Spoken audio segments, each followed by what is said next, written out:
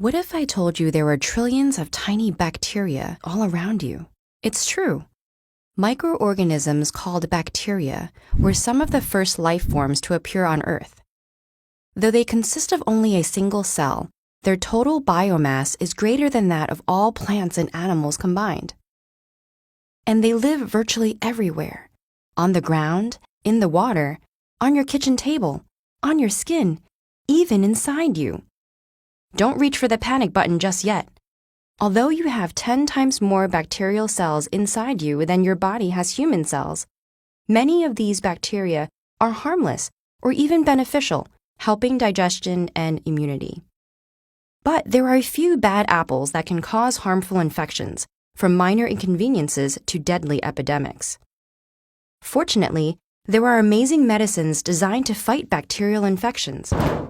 Synthesized from chemicals or occurring naturally in things like mold, these antibiotics kill or neutralize bacteria by interrupting cell wall synthesis or interfering with vital processes like protein synthesis, all while leaving human cells unharmed. The deployment of antibiotics over the course of the 20th century has rendered many previously dangerous diseases easily treatable. But today, more and more of our antibiotics are becoming less effective. Did something go wrong to make them stop working? The problem is not with the antibiotics, but the bacteria they were made to fight. And the reason lies in Darwin's theory of natural selection. Just like any other organisms, individual bacteria can undergo random mutations. Many of these mutations are harmful or useless, but every now and then one comes along that gives its organism an edge in survival.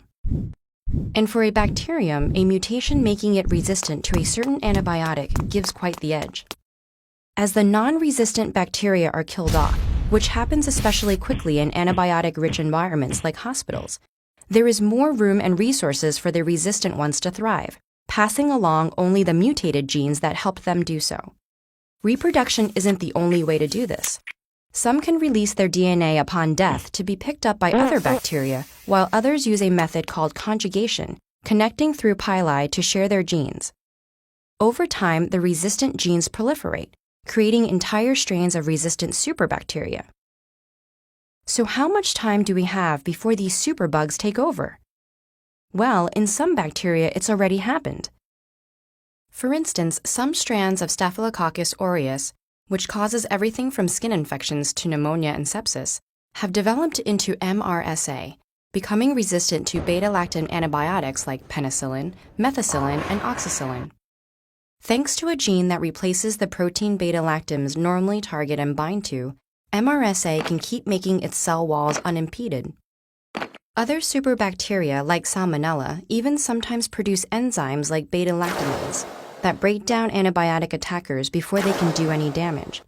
And E. coli, a diverse group of bacteria that contains strains that cause diarrhea and kidney failure, can prevent the function of antibiotics like quinolones by actively booting any invaders that manage to enter the cell. But there is good news.